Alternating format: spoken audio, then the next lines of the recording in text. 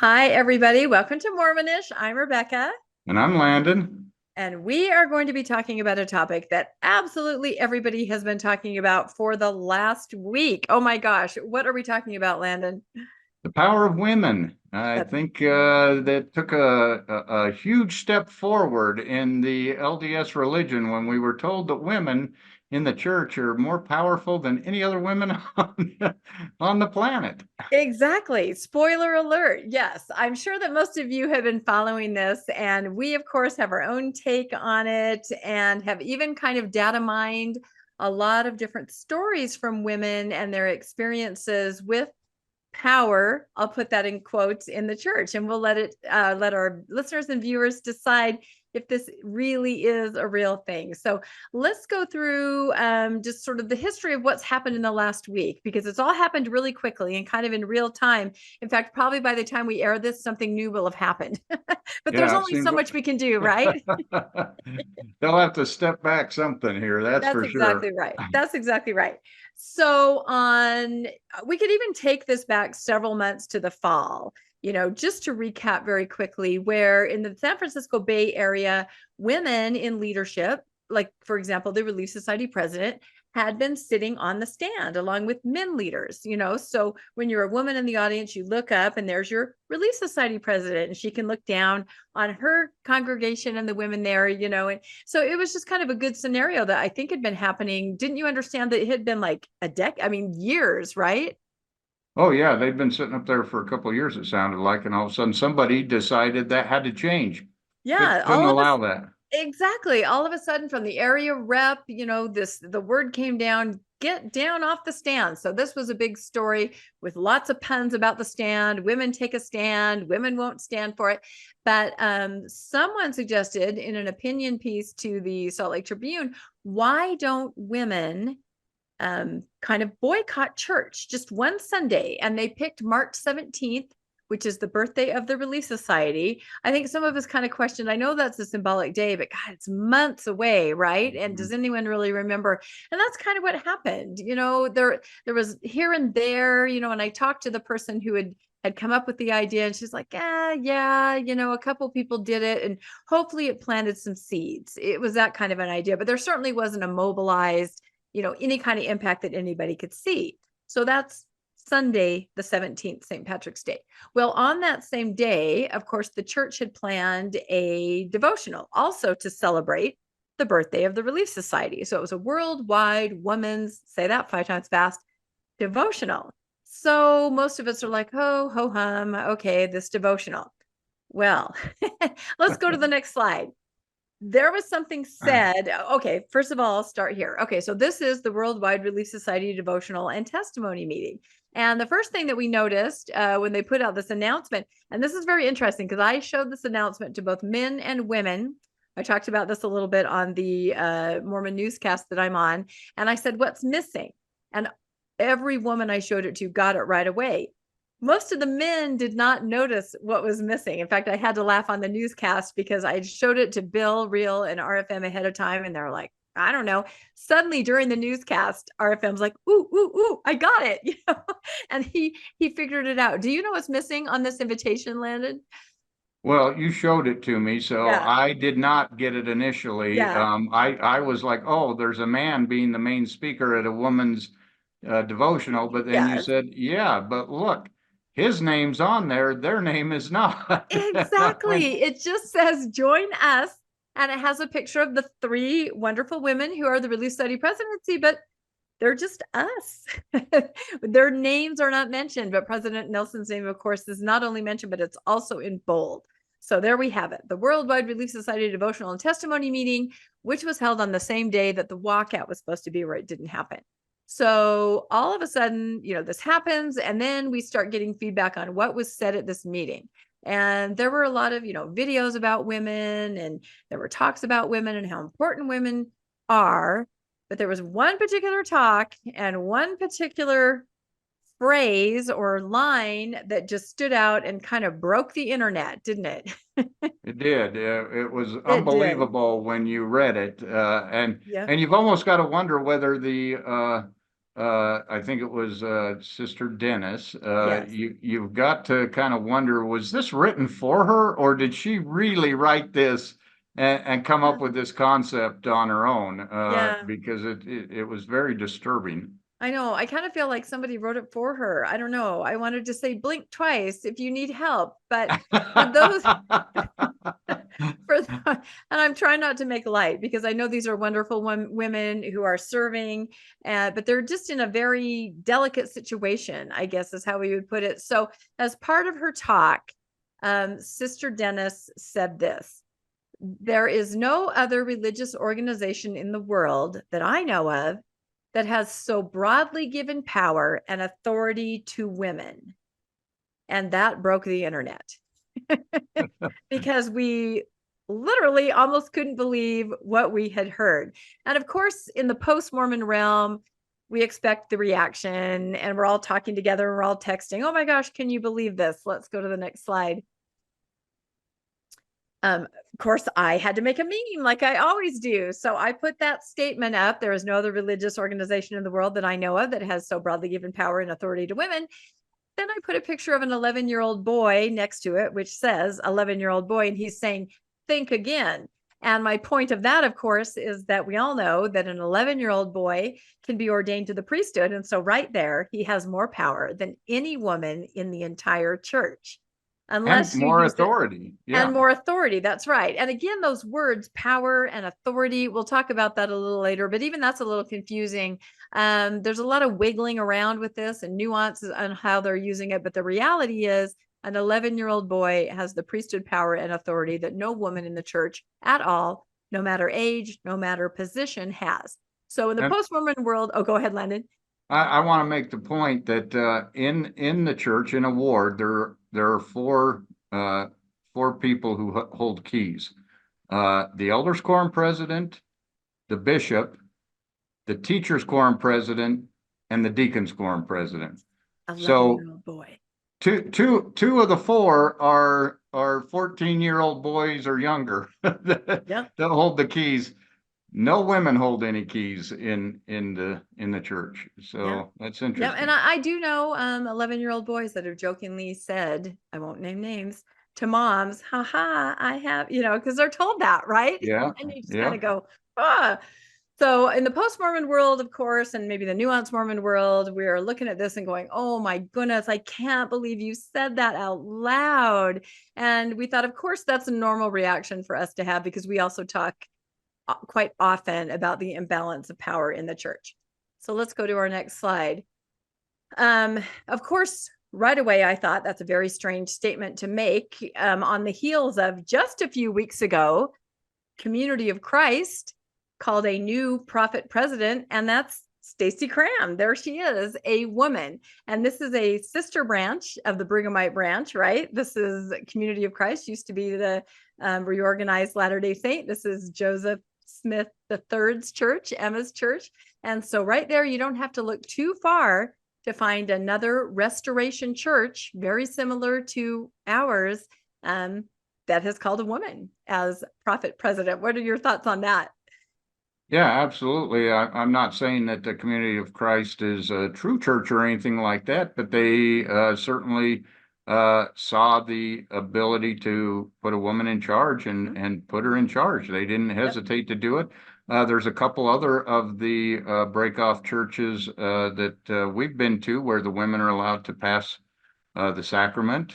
Prepare the sacrament. Prepare. They were able to prepare the sacrament. They have roles, they have roles. Now, granted, they're not allowed to do other things, so that's still got its problems, but they certainly have given them more power than the LDS church has and more authority. I mean, what more authority can you have than being the prophet president of your church, where every decision, I mean, she could sign off on the sale of the Kirtland Temple. You tell me where a woman in the LDS church could sign off on purchasing the Kirtland Temple. They wouldn't even allow that.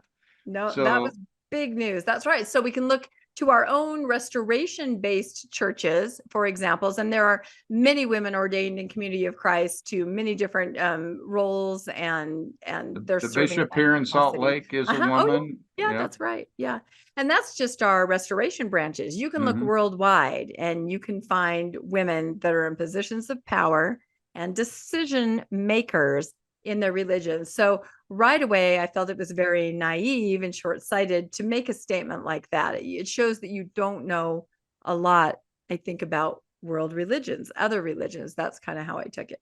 Well, I take it that they know a lot about them. I think that they just don't respect them Yes. because they claim that they have no priesthood power, therefore Yes. they really have no power.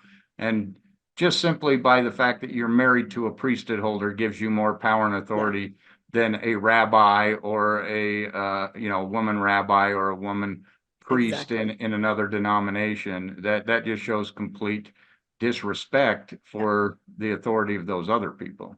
No, it doesn't. And that, of course, is what that statement meant about our women in this church have more power. What they're saying is we are the only church that has priesthood power. No one else does. So a woman who the verbiage is women are endowed with priesthood power, meaning, going to the temple, making covenants, being around your husband, however you want to say it. You're rubbing elbows with priesthood power, right? The men bear priesthood power. There's a difference, but we're rubbing elbows with priesthood power. I think endowment means rubbed off. Some of it could have rubbed off kind of on rubbed you. off on you. Yeah. And so that's the point. Our women get to hobnob with priesthood. No one else in the world has priesthood. Therefore, our women have more power than your women. And RFM brought this up on the newscast, and I'd heard guys in college say this too. We have more priesthood power, in our pinky toe than the Pope has in his whole body. You're taught that, right? As a young man, you're taught that you have this incredible power that other adults don't even have. You're special. You're a superhero, kind of. And so that's where that I understand why Sister Dennis was making that statement. I understand that point of view in the church, but boy, it did not play well. And I was very surprised where it did not play well. I expected it in the post, maybe more nuanced Mormon community, but let's go to our next slide. Okay. So of course, I'm always making memes, right? People must think this is the only thing I do. And maybe it kind of is. So on Instagram, the church on Church of Jesus Christ made a post with this wonderful artwork and that statement. They actually put it in a meme. It was the one that I just showed. And they wanted to make sure that everybody who hadn't had a chance to catch the broadcast could read that amazing statement. This is put up by the church.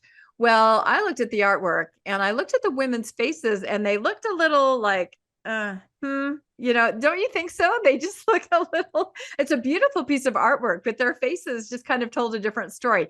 And so, of course, and for our listeners, I'll read these. I had to put some words in their mouth. So one woman is saying she did not just say that. The other one says, "Are you kidding me?"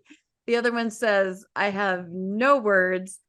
The other one says, like, who is going to buy that? And the last one says, "I'm so embarrassed to be in this artwork." I couldn't help notice. I'm laughing at my own memes. I think it's funny.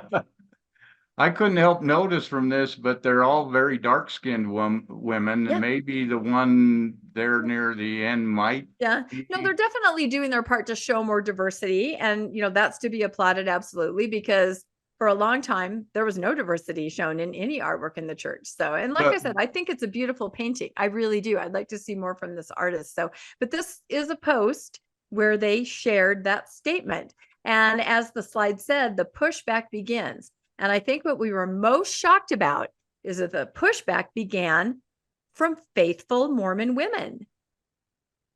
Oh, yeah. Yeah. And that's one of the reasons I was pointing out in this picture, because one of these women couldn't have priesthood power even from her husband up until 78. So now we're talking about, had to go there. We gave you all you have all this power, but you didn't, they want to go there. But yeah, if we look at just the women on the power, that's basically the same point that they're at, though, is at that point where they're not allowed to have any priesthood power. And that's why everyone's going, wait a minute, how do we have power and authority? Right. Let's go to our next slide. When I say pushback, I mean pushback. It was pretty incredible. I was following it as it was going along through the day. Over 8,000 comments. And this is on the Faithful Church of Jesus Christ site. And there were over 8,000 comments. And I know that Dr. Julie Hanks was weighing in, Nemo the Mormon was weighing in. There were some people from the post or nuanced Mormon community that were weighing in, but the majority of these comments were just from faithful Latter-day Saint women that were saying, I think you might have misrepresented. I don't feel that way. I wish it were that way. All of these comments just pouring in. I was surprised because you were showing me these comments and I was going, oh, wow, a lot of people on Reddit. And you're going, no, this is the church's website. Yeah. No, that was it. We expect that. And that's what I was trying to say from the post or nuanced Mormon community. We expect us to be cranky and go, oh my gosh, look what they did, right? Because we're always watching. In fact, who was it that said it today? Oh, our friend Reed Russell said, how is it that you guys have time to always watch every little thing? And I'm like, it's our job. But yeah, Landon thought it was Reddit. It wasn't. We need to make that very clear. This was the faithful Latter-day Saint Instagram post, and these were all the comments. So the church's Instagram account, not just some Instagram account. It's the church's Instagram account. Their official Instagram account. That's right. Over 8,000 comments. So let's go to our next slide. So then suddenly, after a couple hours of this post is pinned to the top of the church's official Instagram page here. And what does that say, Landon? Says the church's social media team acknowledges the numerous comments that have emerged in response to this post. Thank you for taking the time to share your thoughts, feelings, and experiences. Your comments will be shared with church leaders who follow these issues. We, like you, strive to follow the example of Jesus Christ in our interactions, including conversations online. Okay, so my first question, of course, the last sentence is, come on, everybody, be Christ-like in your comments. And you know what? Everybody was Christ-like in their comments. They were very respectful. They were just sharing real thoughts, real feelings, real disappointments, real experiences. They were very respectful. Nobody was, being flagrant or anything. They were being very honest, which sometimes you don't see. But the other thing that struck me as weird is where it says, your comments will be shared with church leaders who follow these issues. Who is there a department? Who is this person that's following these issues? I kind of took it as, don't worry, ladies, we'll tell your husbands. We'll let them know what you're saying. Settle down, little lady. You're going to be okay. Yeah. And I made some AI. I just put in church department following issues. That's literally what I said. And it came up with this. And they look I think maybe this is the Strengthening the Church Members Committee, because they've got headphones on. They're looking very intently at social media. So they're watching. So apparently somebody in the church was going to be made aware of 8,000 faithful Latter-day Saint women who were pushing back on what had been said, or at least sharing their own experience that might not align with that statement that was made. Well, I don't think you need to be a genius or be anyone who, is an expert on church affairs to know when they say that we're going to share with church leaders who follow these issues, that they are talking about men. We're going to let men who have the priesthood know what your comments are, is what they're saying. Yeah. Because they're going to be able to understand what the women are saying. And I'm not being facetious. I know that the men can understand comments from women, but these comments a lot of them were very personal and vulnerable, sharing experiences. And that's what we're going to get into a little bit later in this podcast. So it was incredible to read these comments. It really was. Let's go to the next slide. This I thought was hilarious. I found this on Reddit. Somebody on ex-Mormon Reddit had said, if I owned a business and received in one day over 8,000 negative reviews, I would go ahead and admit I was doing something wrong. And I think you might fire somebody if you owned the business. Whoever thought this was a good idea might get fired. Well, I know. And I'm thinking, like, there have been a couple companies recently, I think maybe of Bud Light, Light. there were situations where things imploded with a decision that didn't go the way that they thought. So, and you see these companies very quickly pivoting to correct when something happens. So my AI, of course, is President Nelson, surrounded by stacks and stacks of comments, and he's just smiling as he's looking through them. So, but I thought that was hilarious. If I received 8,000 negative reviews, I would certainly do something. So I thought that was cute. All right, let's go to our next. Okay. So then what happened is when we woke up the next morning, after all these comments all day long, they were gone. Oh no, right? They were gone. Yeah. Okay, so at that point, the post-Mormon and nuanced Mormon community did what it does best and just went nuts, right? We lost our you know what over that. They deleted the comments. We couldn't believe it.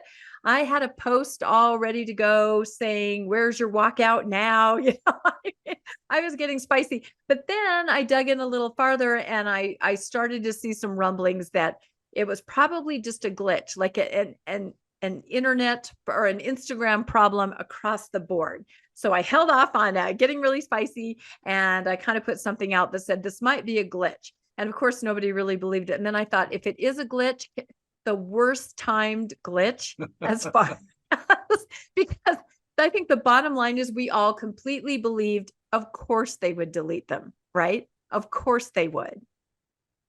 Well, it couldn't be a victory for Satan, right? So it must have been Christ that made the internet go down so that this couldn't be spread, I guess. But either way, it doesn't matter if it went down because of that. The fact is, everybody said, of course they shut it down, because that's what we see with the church. As soon as they start getting criticized, they shut down their social media. Yep. In fact, we were surprised when we started seeing all these comments that they were even allowing comments, because most of the time the church does not allow comments on their social media. In fact, I've posted on some of the faithful Reddits, and I like was asking a question like, how many people are planning on going to conference? And I was banned forever. Yeah. Because they actually went through, looked at my name and said, you've said stuff in the past on other threads that are contrary to the church, therefore you're banned from Reddit. I mean, this is the kind of background check they're doing on you, and yet here they're allowing 8,000 comments that are negative. So it made perfect sense when it went down that people would think it was the church cutting ties with it, but it wasn't. So I do applaud them for being willing to take and leave it up and let women respond, because I think for the first time, I think these men who grew up in the 40s and 50s who are in charge right now have no idea what modern women who work, who raise their family, who participate in government, who have careers, that they aren't taking the same approach that somebody who lived in the 1940s and 1950s. Right. Does. And I would take it back even farther. Some of them grew up in the 20s and 30s. So it's a very different age. Yes. And I have to say, Landon, you're not alone. I also was banned instantly from faithful Reddit because I accidentally posted something there that was actually a very nice comment, but was instantly banned. It's amazing how quickly they figure it out. So everyone raise your hand out there. Have you been banned by one of the faithful sites? Yes. Thank you. Okay. We all belong to the same club. The very same comments they were putting on the church site would have gotten them banned from Reddit. Instantly. So yes, we thought, well, this is very unusual. This is very unusual that all these comments are allowed to just flow and to fly. And some of them were hard pushbacks. I mean, respectful comments, but they were pushing back and saying, this is absolutely not true. We do not have power. We don't. And so then to see them taken down, then we're like, oh, we were kind of lulled while they were going on. We're going, wow, this is a positive step. And now we're like, because we're just so skeptical, right? History has shown. But then we find out it truly was a glitch. It was just a really unfortunately timed glitch across all of Instagram. So this was such a big deal that next day in the Salt Lake Tribune, there's a big article. The headline says, LDS Church responds to firestorm over speech about women, points to glitch for vanishing social media comments. So I know some people that still don't believe that, but most people do because other sites have pointed to, look, all of my comments disappeared too. So well, the point is, one more point with this is that the church has taken down other posts. Yes. And they don't come on and say why they took down the post, but oh, it was a glitch. So they automatically jump in and tell you, oh, no, we didn't take them down. But when they do take them down, they make no statement whatsoever. So it's a little bit of a, two-step there that they will take down comments, but then this is convenient. We can blame the social media for them going down as opposed to us taking them down. So. Right. But they did put them back up. They did, And yeah. it really does make me think, because oftentimes when they do something, I'm like, who is minding the store? Are they not talking to a PR team? I mean, we've seen these huge blunders, right? Where we can't even believe it. And we're like, is no one helping them?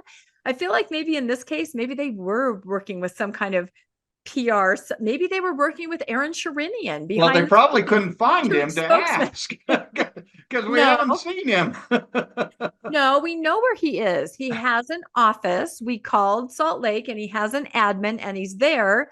And I've heard from some other sources that he's just kind of laying low because he doesn't want to have all this limelight and he wasn't expecting it and just trying to figure out his next move is kind of the impression I got. So he's there. But you know what? Maybe he was advising them on this and saying, you got to put those back up. This is too big. If you take those down, all hell is going to break loose. So they did. They put them back up. And I was just reading a post on Ex-Mormon Reddit where someone has put them in the comments in a spreadsheet. And they're looking at these comments and they're putting them into categories and they're trying to see what women are saying and getting an idea because of how the Latter-day Saint faithful women feel. Because I think sometimes there's no voice, that there's no way that exactly en masse what people are feeling. I can't think of any other time where you've had this kind of data as far as women expressing themselves from the faithful side of the church. But these women, these Relief Society presidency that are here in this picture, shouldn't they have the pulse on their membership and know what their membership is thinking? Yeah. So this points to the fact that they're living in this bubble, that they're insulated. not asking their members what they think. They're not getting a feel for what the sisters out there really feel. And they're not expressing it up the chain because they seem to be just, regurgitating what they're told from the top. Yeah, everyone's in a silo and it's very insulated. And I'm guessing that they mostly do interact with people that are going to say positive things. And I think for the most part, women in the church think they can only say positive things. I still find myself doing that. No, I'm fine. Everything's great. You just are taught from a very young age that you're okay. You just make do. You don't ever get angry. You don't get, what was it? Shrill, right? Wasn't that what it was? President Ballard, someone said women are shrill, if shrill means expressing your opinion or frustration like a normal person would, you're kind of taught, you're taught not to do that by being raised as a woman in the church. So I can see why everything seems superficially just wonderful, but we're going to talk about some reasons why over 8,000 women felt comfortable enough now to voice something that wasn't all perfect. So let's go to our next slide. So I thought this was really interesting. I picked this up today too. A lot of people, just because of all this that has happened, are just looking at women, looking at what is power, what actions and responsibilities do women have? What are they allowed to do? Somebody crunched all the data for conference speakers since 1971. I'm guessing maybe that's when the data kind of started to be available in a format that could be easily crunched. And the person on Reddit said, I think my stats are pretty close. I think they were counting and counting, probably getting triggered as they were counting. But women were not allowed to even speak in conference until 1984. That's the year I graduated from high school. That's shocking to me. And someone, my good friend Martine, pointed out that when they did speak in conference, it was because they were being released or called. So it wasn't like they would be assigned a gospel topic to talk about. They were outgoing or incoming as a leader, Relief Society president or something. And after they spoke in 1984, they did not speak again until 1988. And of course, now we have a few each conference session. I don't think they were allowed to pray until, I think somebody said 2013. I mean, 21st century, guys, this is what we're talking about. But if you look at this graph here, just to see it visually, this is the history of conference talks from 1971 to 2023. So we're talking, 50-ish years here. And do you want to read those numbers for our listeners, Landon? Yeah, talks by men, 2,710. Talks by women, 139. Now, correct me, what percentage of the membership is women? Well, I heard a stat a couple years ago, and I would think it probably has only gotten higher, but there are more women than men in the church, I believe. I think and I can't remember the exact stat. I want to say, I know the stat for single women is really high. Like there are more single women than married women in the church. So, it's at least equal, if not higher. And I probably should have looked that up, and I will, so we can have it in the chat. But it's definitely at least half your It's at least congregation. 50%. It's Yeah. at least 50%, if not more, for And sure. you look at that chart, it's clear who is giving the advice, who is giving the doctrine, who is pronouncing things in the church. It is a men-driven church, no doubt. It is. Who has the power? And it's interesting because the word power is used in a strange way too. And it was Bill Reel that pointed this out on the Mormon newscast, where he said, power, if I can use air quotes, is very nebulous. What you need to look at is decision-making capabilities. Are you a person that can implement something? Are you a person that can make a decision and others follow it? Nowhere in the church is that a woman. Nowhere in the church can a woman implement something or make a decision. It always has to be overseen by a man. She is always under the purview of a man. If you look at this chart here on the right, it's showing when the women talked. It's the conference talks. And you see that big gap between 71 and I think it's 84, 88, somewhere in there. It's a little bit small to read, but they're not even talking then. How are we to believe you have power and authority when you can't even speak? Yeah, you're silent. That's the definition of no power, is when you're silenced and cannot speak. Yeah, no, that's exactly right. And I kind of delved into, for the Mormon newscast, because I did a little bit of coverage on this, or at least weighed in on it. Who does our most powerful women in the church, the Release Study Presidency, report to? And I found out, and maybe report's the wrong word, is under the purview of, is kind of what they said. And it's not the First Presidency, and it's not the apostles. It's sort of a executive priesthood and family committee, and they're lumped in there with Sunday school and young men and young women, so they're not what you would think. What they're all called president, and they're sort of put out there as if they are the counterpart almost of the First Presidency, only for women. Yet if you look at the report structure or what they can implement, I don't believe they're even in charge of their own budget. Correct me if I'm wrong. So it almost seems to be smoke and mirrors, which is really sad, because these women are smart, really smart, extremely compassionate. Their goal is to do good. I truly believe they love the sisters in the church, and yet they're relegated to this position where it's almost just like a trophy presidency, right? Like a trophy wife. It's kind of a trophy presidency. You would think someone who represents more than 50% of your membership would report directly to the First Presidency. That's what I thought. I was shocked when I looked it up.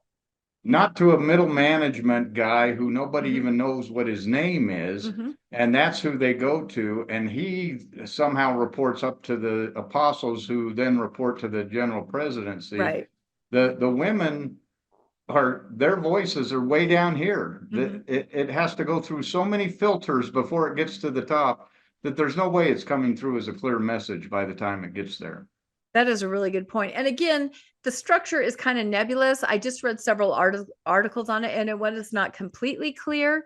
I mean, I'm sure they do have interactions with the First Presidency, but as far as what it said under the purview of this particular council, and some of them sit on this council, which used to be called the Priesthood Executive Council, and then was changed when women were assigned to it to include the word family, so that a woman wouldn't be on a priesthood council, if that makes sense. So it is very interesting. All right. I can see apologists saying, well, that's not how it works. The Lord speaks to the prophet, and then the prophet speaks down. Yeah. So the Lord speaks for the women, and he knows the women. How does the Lord know the women when they can't even say a prayer to him? Yeah. Ooh, that's a very good point. You're right. All right, let's go to our next slide here. Okay, so this is sort of my theory right here. I'm sure that a lot of you have seen Barbie, and you know that, and I have the title here, Moving the Needle. And there has been some talk on social media that the Barbie movie has had quite an impact on women and girls. It's not feminism in your face, right? Which you've kind of been taught sort of, that's rough, that's too much, stay away. It's this light form of empowerment in a really fun and pink way, right? But it definitely introduces women to some of these concepts of patriarchy, not good, right? Not everyone, when they're inside a high demand, high control religion, even recognizes that. But a lot of things I'm reading are saying that the Barbie phenomenon of just kind of bringing this into the spotlight in a fun, friendly, fashion forward, pink way has actually had this impact on women that sort of empowers them to maybe say what they think a little bit. And I'm curious because I wonder if a post like this would have come out from the church 2 or 3 years ago, would there be 8,000 comments? I feel like maybe it's sort of a different day. And some people are saying the Barbie era or environment or influence is something that has changed the way women express themselves and made them feel a little more impassioned, empowered, and able to speak their mind. What do you think, Landon? Did you see this movie? I did. And isn't Ken an ex-Mormon? Yes, he is. Yes, he was raised in the church. Absolutely. Yes. Yeah. So there you go. The ex-Mormons moving the needle There again. it is. You had to take credit for everything, didn't you? So, but I mean, what do you think about that idea? Because everywhere you see little girls and Barbie and even, families, husbands, everybody's going to the movie, they're all in pink, and they Yep. hear this message of empowerment. Yeah, when I saw the movie, there were people were wearing pink. All the girls into the movie theater. Yeah. I'd see them around town. I'd see all these girls come in pink, and I'm going, "Oh, they're going to the Barbie movie." Yeah, you So knew. that's what I was saying earlier, that these modern women are not the same girls that were on Beaver Cleaver. These are Barbie Yeah. girls, not Beaver girls.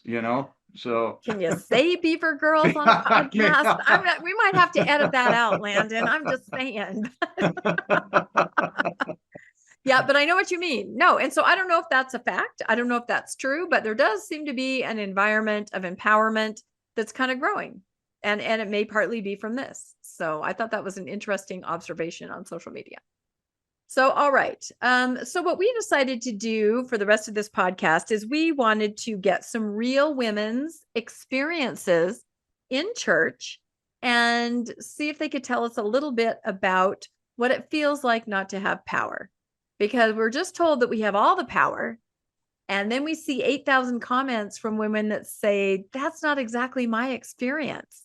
And so what does it mean? What does it feel like in the church when you don't have power? You've lost your power. So I just kind of went out and I asked questions on all kinds of different social media sites. And I said, share your experiences with us. We want to share them with our viewers and listeners. And again, this is just a representative sample of so many other experiences. And I hope that you will all in the comments let us know about your experiences. But as I read through all these, I thought, and some of these people would say, well, that's not a very big deal. But when it happens to you over and over again in the environment of church, which is supposed to be your place of worship and safety, it has an effect on you, an effect that eventually makes you make a post, right? Along with 8,000 other women. So we're going to read through some of these because I thought they were very interesting. And I'm guessing a lot of you could relate to them. I certainly could. It made me think of a lot of things. So I'll read this first one.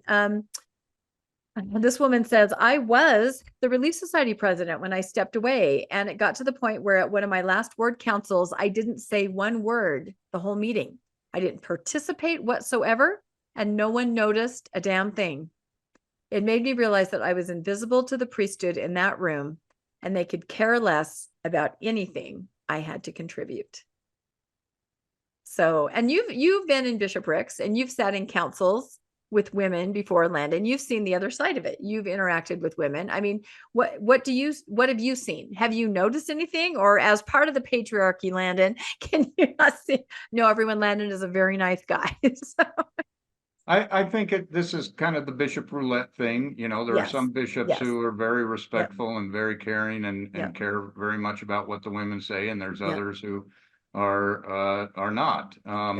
I think there's another thing that plays into this sometimes, and that is this theory in Mormondom that men and women can't really work together or Yes.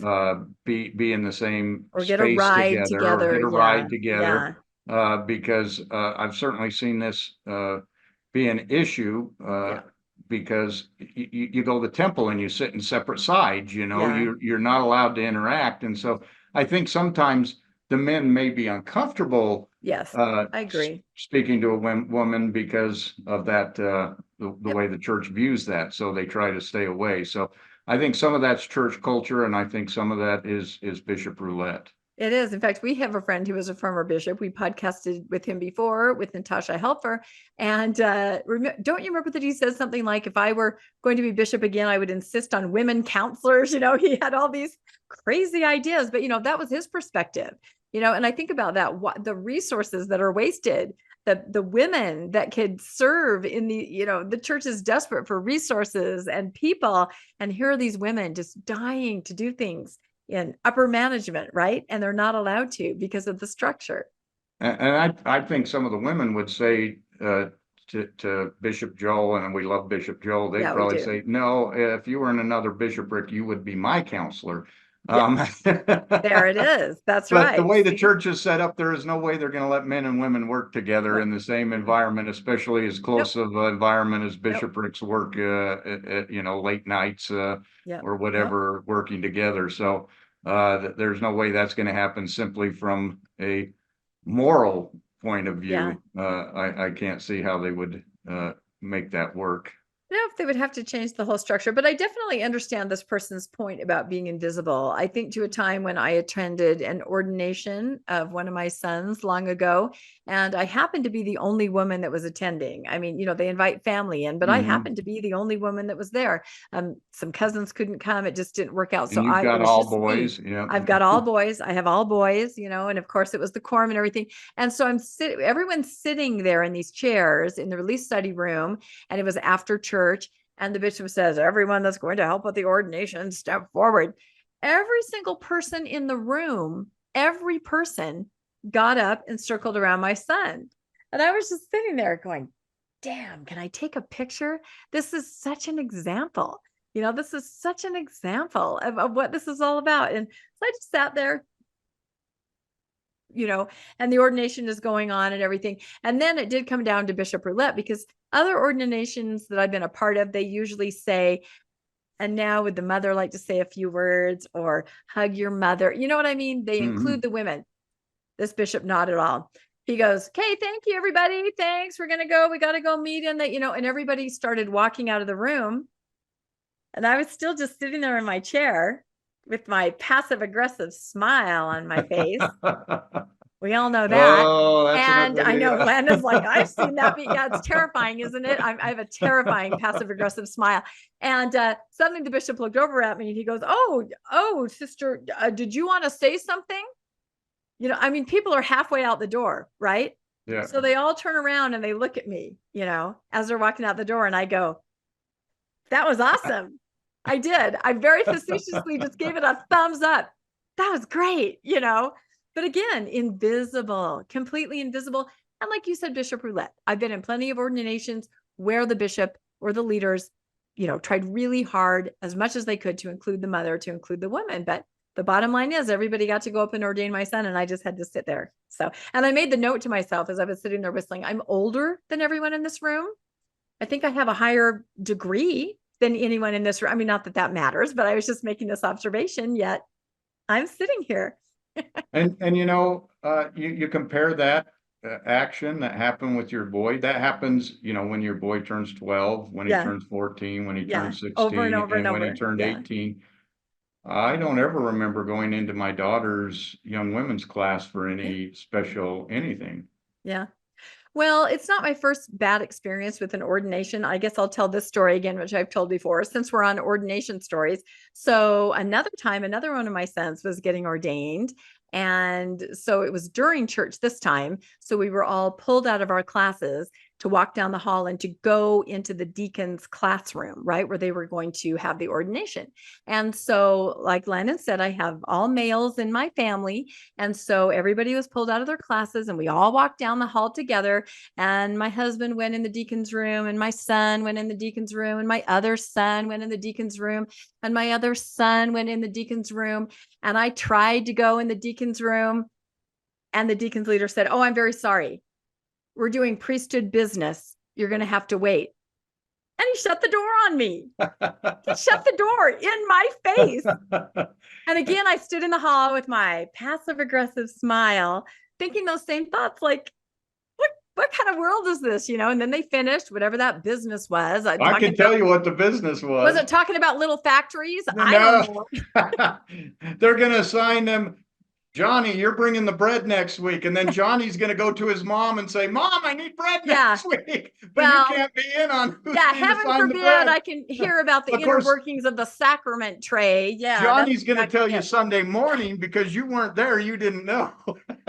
Yeah. So again, it's just another moment where you're like, oh my, and then I went in and it was a perfectly lovely ordination, whatever. But there's just these little, to use the word, like maybe microaggressions, whatever, that just happen all the time that eventually just make you understand your role and put you in your place. So again, I applaud these women that have lived their life in this, like I have, for having the nerve to speak out, even on social media, with their names and make a comment. So, all right, let's go to our next story from social media. I'm sorry, we have so many stories. We're never going to get through this. So, okay, this one I thought was, oh my goodness, all these stories just made me shake my head. Do you want to read this one, Landon? Yeah, it probably should be read by a feminine voice, so I apologize. Well, it's too small for my feminine voice, so you can go ahead and read it. I'll read it. I was the Relief Society second counselor in my ward a few years ago. We had new Relief Society teachers who were trying to encourage and inspire. They were nervous, but we told them they'd do great and that our ward sisters were so kind and loving and would love them. Well, the stake president just happened to come to our Relief Society class on one of the teachers' first week of teaching. He was the only man in the room, and he sat in the very back, so of course she was even more nervous. He was incredibly rude and disrespectful. He kept belittling her and correcting every little thing she said, and kept getting ahead of the lesson before she could, so he would look smarter than her. It was obviously that he was intentionally trying to show off his authority over the women. The women were all looking around at each other, seemingly shocked and annoyed by him, but he couldn't see them since he was in the back. I was sitting in the front facing everyone, so I could see how it was all going down. Towards the end of the class, one of the 60-ish-year-old women got so frustrated that she cut him off and politely told him to back off and very kindly remind him that he was a visitor in our class. We were all shocked and so proud to have her in our ward. Haha. After class, when he left, everyone was talking about it and was telling the teacher how great she did. Sadly, but not surprisingly, our new teacher quit her calling after 2 weeks and then didn't come back to church. I didn't blame her at all. Yep, that's exactly it. And I love it that an older woman in the ward, and I say older, that's practically my age, but probably somebody older than the stake president. She's maybe the only one in the room that possibly could imagine that she might have some power over this man, you know what I mean? Because she's older and he's probably 40 or something, and so she's finally able to say, look, stop, but otherwise there's no way to stop a situation like that. Yeah, I think you're right. Her power and her authority did not come from the priesthood. It came from her age and the fact that she was either, the same age or older than him, that she felt she had some authority to say something. That's not priesthood authority. That's not power. That when you're in a women's organization and you have to be overseen by a man and then control him.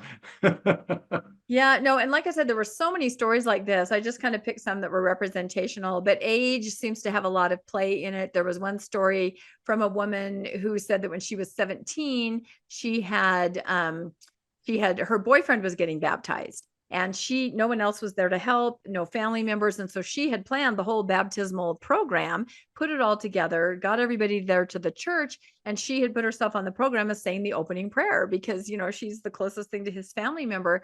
And she's standing up there, and this man who's attending from the ward gets up, she's just 17 and says, you have no authority to say an opening prayer. You have no authority to open a meeting.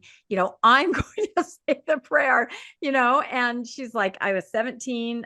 What am I supposed to do? And of course, her boyfriend is like, what's happening? It should have been a cautionary tale. But again, especially younger women, that's a very easy target for somebody with authority. And I mean, I can remember a time when it's funny because, men have offices at church. They have like physical locations they can go to discuss things. Women don't necessarily have that. So a lot of our meetings take place, outside the doors of classrooms, or perhaps in the foyer where you run into your counselors and you're talking quietly about a situation or somebody. It's not like you're just standing there gossiping or something. You really are running your organization. And I can think of times where men, even younger than me and the women that I'm talking to, would walk by and go, oh, get to class. Ladies, get to class. Shh, get to class. And you're just like, I'm trying to talk about the needs of this sister. What are we going to do? Get to class, right? It's just, where else in the world would you find this kind of situation? You're not going to find that in the workplace. Well, actually, I had that happen at work to me today. Didn't I tell you that, Landon? That was a shocking and funny story. I was on the phone working something out with somebody at another business, and we had a client on the phone. He was a guy, and the other person it was a three-way call. So it was me and this other woman, and we were professionally working out an issue for a client, and we were talking. And this man said, shh, ladies, ladies, ladies, ladies. And we're both like, are you kidding me? But because it was the workplace, we both went, sir, we're going to bump you off this call while we solve this. And then we'll call you back with the information. Right. So we bumped him. Right. You can't do that at church. So I know, poor Landon, he's like, I don't know what to say. Right. But you have daughters, you know exactly how it happens. So, all right. Let's read this one. Okay. This one says, we served a mission in South Africa.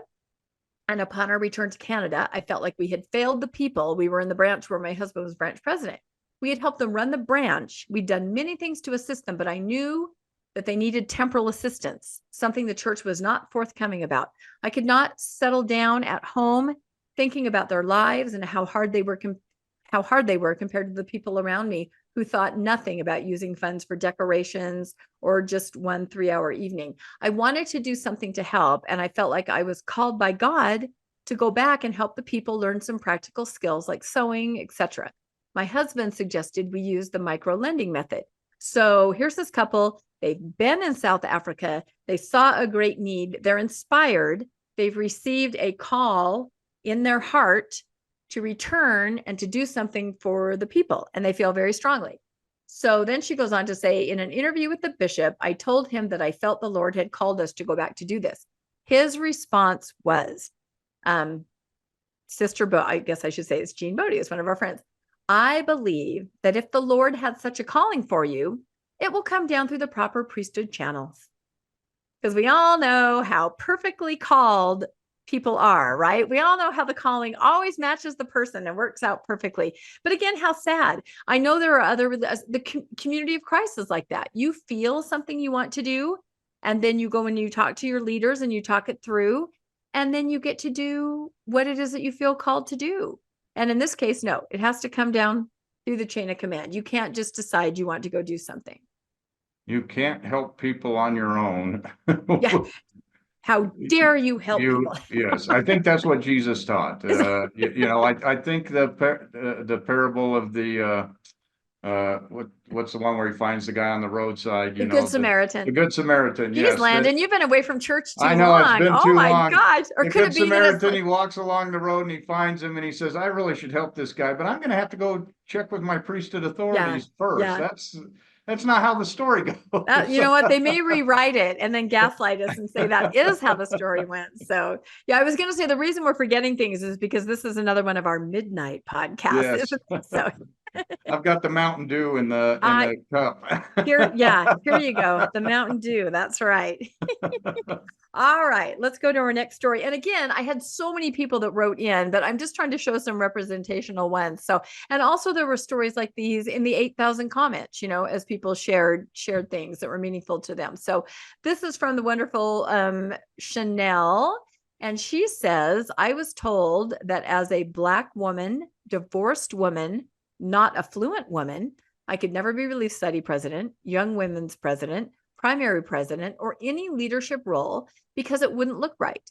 They needed women to show the other women in the ward what to model or to mirror and to strive for. On my mission, we had a branch president that wasn't doing things right. And I said something, and a lady in the ward missionary department told me to never, ever, ever challenge nor question a priesthood holder. So here's a situation where somebody is told, you don't fit the mold. You're not the right person. We need a certain kind of a role model for people, and you're not it, and then if anyone questions that, or you question that, you're not supposed to, right? You're just supposed to sit down and shut up, I guess I could say. Yeah, I believe that's probably true. And this is an example of that. Again, the advertisement for this, had a lot of different ethnic diversity, but here's a woman of ethnic diversity saying I wasn't allowed to do these things because of that. Yeah. Yeah. Well, and there's a hierarchy all throughout the church. And I would think that men experience this too. A man of a higher calling can always put another man in his place. That happens too. I think about when they combined high priests and elders. Didn't you experience this?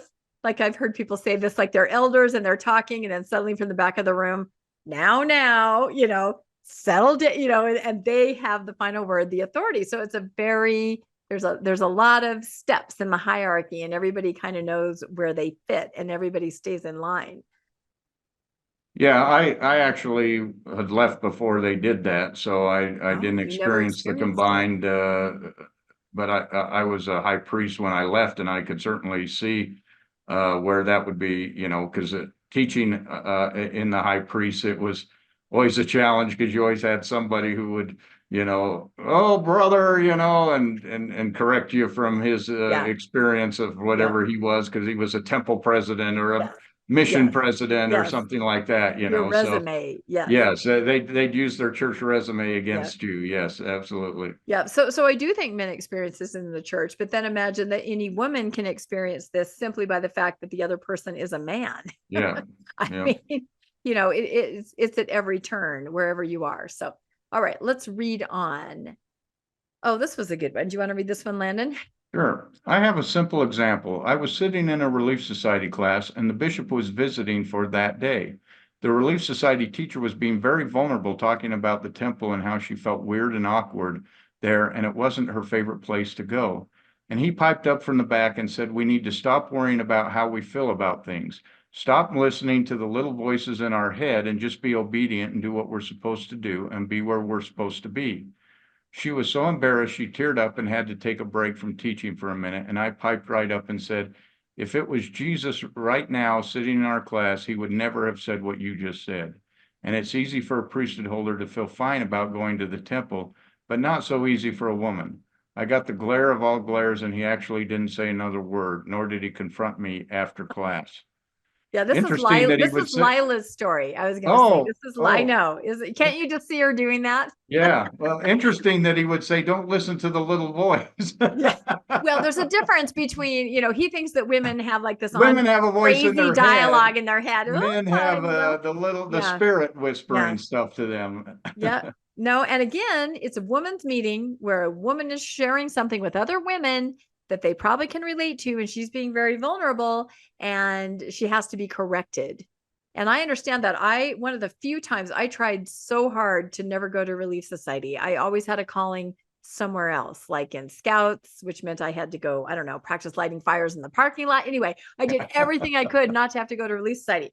One of the few times I went toward the end of before I stepped away, I think they had asked me to play the piano. So I'm like, oh, they don't have anyone else to do it. I will.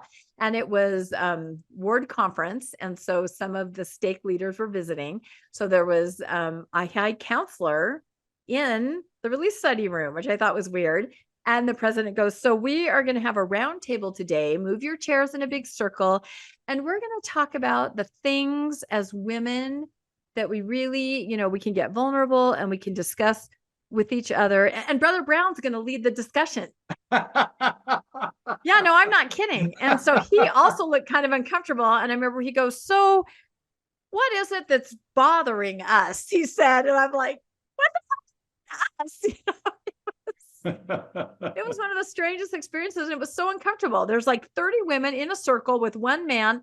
Well, I guess that harkens back to the early church. Yes, it does. Sounds familiar. That works. Yeah. And he was trying his best to lead us through this discussion of, personal thoughts and problems. And it's now a time to open up, he said. And we're all like, gonna open up. There's this guy sitting there. So yeah, it was pretty funny. So it was a funny meeting. Here's a tangent, but it was pretty funny because one woman did open up and she goes, I'm having some trouble with my kids, So I kind of perked up, because I had teenagers and she did too. So I'm like, oh, some parental advice, because everyone has trouble with teenagers. She goes, well, they'll read their scriptures in the morning, at night, Monday through Friday, but on Saturday they won't. They seem to have things to do. And everyone's like, oh God, that's so rough. And I'm like, are you freaking kidding me? Your kids reading scriptures every day of the week except for Saturday, and that's your problem? Yeah, it was one of those moments where you're like, okay, I don't necessarily know that I belong here, but that's okay. So, anyway, everybody was lovely. It was all very nice. They were all my friends, but people have different problems. And the poor high counselor had no idea what to say or what to do. So, but he did try. So thank you, Lila, for that story. And I'm glad in some of these stories that women are kind of standing up and protecting other women, because that's important because, some people don't feel empowered enough, or they're just caught off guard and they don't know what to say. So this I thought was hilarious. I found this on Reddit like a couple of weeks ago. I just couldn't believe it. And I was so glad I found it back. So the headline is, my sister-in-law's community in Arizona had a non-denominational gathering for women religious leaders to tackle local issues. So it's a non-denominational gathering. Women from all religions in the community, they're all going to show up and they're going to talk about women's issues, local issues, as women, as representatives of their individual faiths. So it goes on. Her stake sent the high council member to represent the Stake Relief Society leadership. I love that. I wish I could have been at that meeting when he walked in the door. They're all like, what the hell is wrong with Mormons? And he probably didn't want to be there either. Can you imagine how uncomfortable? He's like, well, women today. You're like, what do you mean women today? Well, he probably sat and told them what they were all doing wrong and how they handle their women. Yes. But yeah, I just thought, and again, that's just that kind of tone deaf. Really, it's a non-denominational women's group, women's religious leaders, where we're talking about issues. Send your Stake Relief Society president, send some of her counselors, send someone, but they didn't. They had to send a higher priesthood authority, and that was the high council. So again, these stories, I mean, you almost have to laugh or you're going to cry. I think that's kind of how it is. So I think we're almost on to our very last slide. Almost. Okay. So one of my favorite things that I got in a post, and this is by a wonderful author named Amber Wood, and she sent me this. She said, I think this might answer kind of your questions, what you're talking about, what you're asking everybody. And it's called As a Woman. So it says, a church can run without me, or my family for that matter. I'm not here to be submissive. I can be more than just a mother. You don't allow us any authority. We bow to your every whim. We don't have any say, but we can add more than soprano to your hymns. We can't baptize new members or our own children. As a matter of fact, we can't confirm with a laying on of hands. What would our blessings probably detract? We can't bless the sacrament. Are we not good enough for that? If every woman sat out of church, would there be any impact? And again, we don't know because that didn't happen. We can't be the bishop, much less counselor or clerk. We're taught it's best to stay quiet. Our opinions aren't valid regarding the work. We have absolutely no hope of becoming the next prophet or one of the general authorities. We'd be far too honest for that. We can't seal our friends in the temple. We can't preside, protect, provide. All a woman seems good for is an eternal baby supply. So you can keep your glorified boys club and your wanton disregard. There's no way I'm coming back to church to worship your negligent God. So that's kind of has a little bit of an angry, but it really rightfully so. It spells out in this poem every single thing that we can't do. And I have to say, part of the women's broadcast that we were talking about at the beginning was a lovely 3-minute montage showing the power of women. And it had beautiful piano music, and it showed women, and it was showing their power. So what did it show? It showed women hugging each other, bringing meals, sewing, walking to the temple, more walking, more hugging, singing, teaching, helping children. It showed everything that you just do as a human being, every wonderful thing in humanity when you're interacting with other people, consoling them, helping them, teaching them, feeding them, right?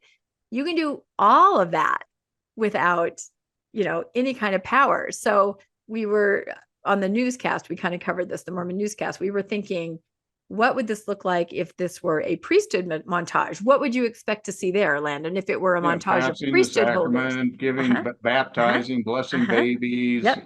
Yep.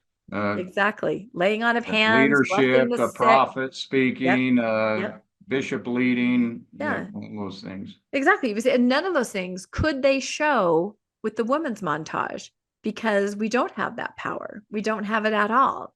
So I thought that was very telling. I would encourage everybody to go watch that broadcast if you can.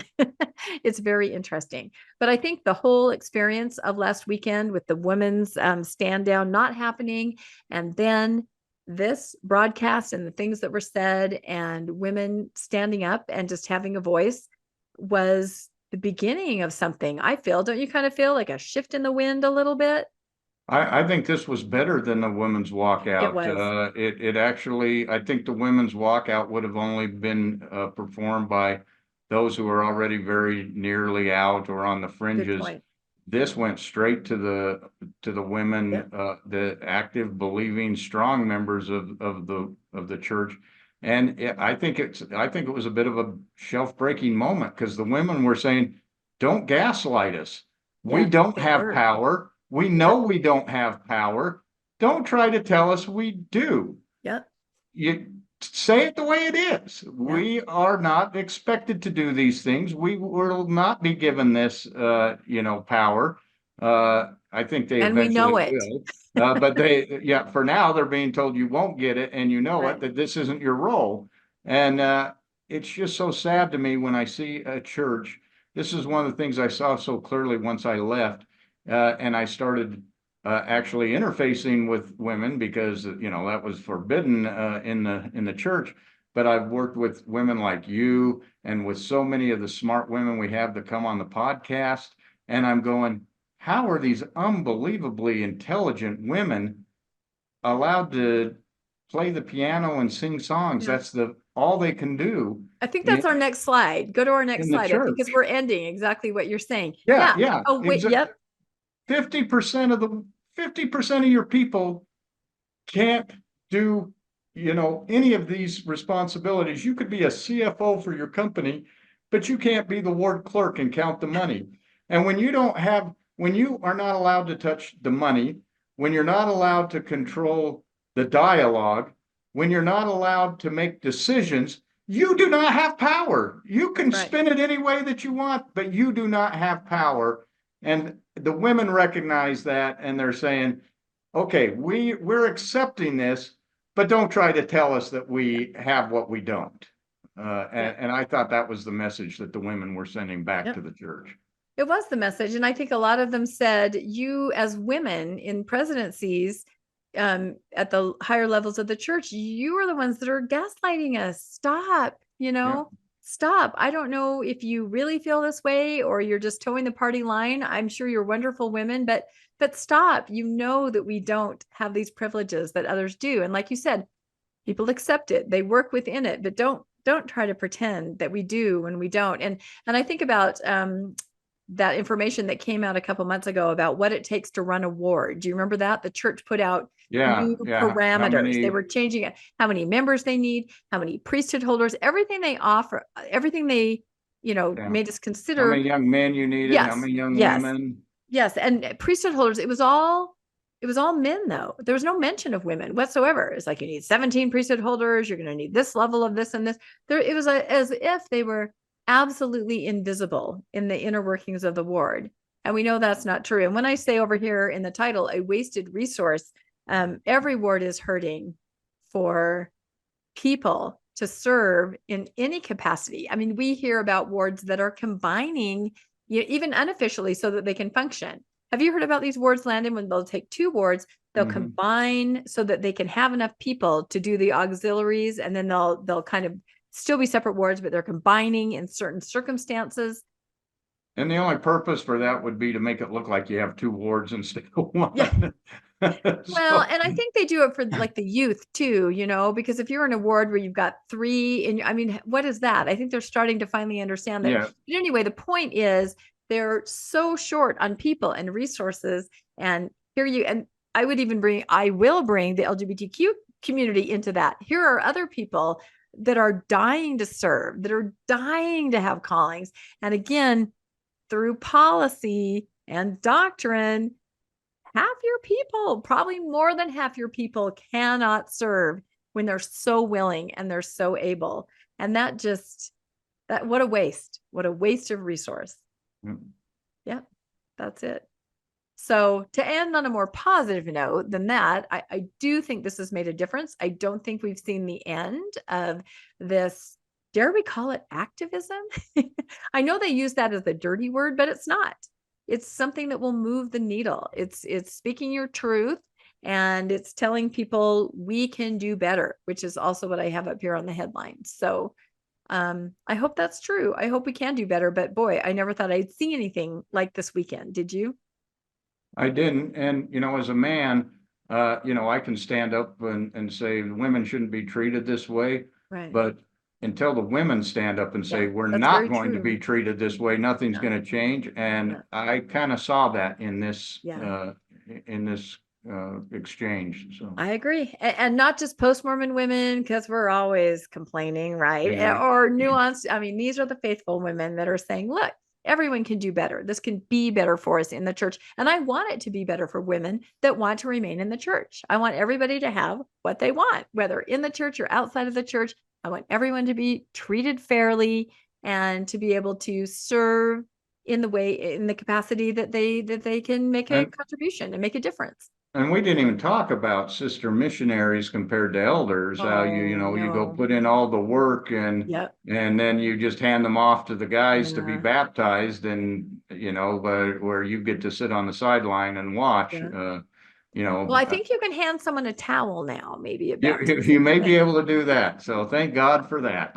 Thank God for that. Baby steps. No, those kinds of things are so insulting. You can have a towel out now, or you can pass the sacrament now. No. Or evidently they can say the closing prayer, just not the opening prayer. I was going to say the sacrament. They do pass the sacrament, but only into the mother's lounge, because they don't want that deacon to get an eyeful, right? So the deacon has the tray to a girl who goes in, and there's an ulterior motive there. So anyway, well, I think we've covered a lot of it, although it is the tip of the iceberg and there will be more to say, but we were just really proud of everybody over the weekend, just speaking their mind, and also proud, I will say, of the church for leaving the comments up. They left them up and they did not take them down. And when they went down, they put them back up. So whatever that says, there may be somebody that's listening, and that's a positive thought, isn't it? Absolutely. And we hope it's Aaron Sherinigan, because we think it might be Aaron Sherinigan. Again, we don't know where he's at. We do know where he's at. He has an office. Anyway. We know where he's physically at. We don't know where he's at. We don't know where he's at. That's right. We really hope that he just takes on that role soon of church spokesman, because that'll be amazing. So, all right. Well, I think we've covered it. So please comment. Let us know what you thought about all the events of the Women's Stand Down and the Women's Conference and the reaction and the Instagram posts. It's just kind of been a whirlwind. And if you have any stories of what it was like at church, maybe a time where you felt disenfranchised or silenced. We would love to hear that. Absolutely. And if you, and here, somebody could say this was sort of biased because we did just tell more unfortunate experiences. I do know there are a lot of women that had the pleasure to work with men within the system who really did make a difference. And you touched on that too, Landon, that there are wonderful men out there in the church who are trying to work within the system too. So, but like you said, it really is up to the women to make the change. So please like and subscribe to Mormonish. And if you would like to be made aware of when new episodes come out, you can hit the notification bell. If you would like to financially support Mormonish Podcast, there are links in the show notes to Venmo and PayPal and mormonishpodcast.org. And we really appreciate everybody that does support us financially. We really could not do it without you. And we have a new link in the show notes, and that is to what, Landon? Our merch. Yeah. Our merch. We actually have merch. It's amazing. I have some here. I have a Mormonish mug, which is really fun. Do you have your Mormonish mug, Landon? Or did you leave that somewhere else? I've got a couple. I've got like a he's got some kind of a coffee tumbler. That's kind of awesome. I've got I think I have a water bottle. Yeah. So we got some stuff. We got not doing me any good now that it's hot outside. I know. You can wrap it around your waist. We got a big bag of swag. So if you guys are interested, oh look, I found a hat. Yeah, I'll put it. There we go. Yeah. If you guys are interested in purchasing any Mormonish merch, you can find the link to that in our show notes always. So thank you so much. And thanks, Landon, for weighing in on this conversation. I thought it was really interesting, and I think there'll be more to come. Absolutely. Absolutely. All right. Bye, everybody from Mormonish. Thanks. Bye-bye. Thanks for joining us for another episode of Mormonish. We really appreciate our listeners and would love to hear from you if you have a story you'd like to share. You can email us at mormonishpodcast@gmail.com. You can also find us on Facebook, Instagram, and on our website, mormonishpodcast.org. And don't forget to look for us on YouTube and like and subscribe. Keep joyful, everybody.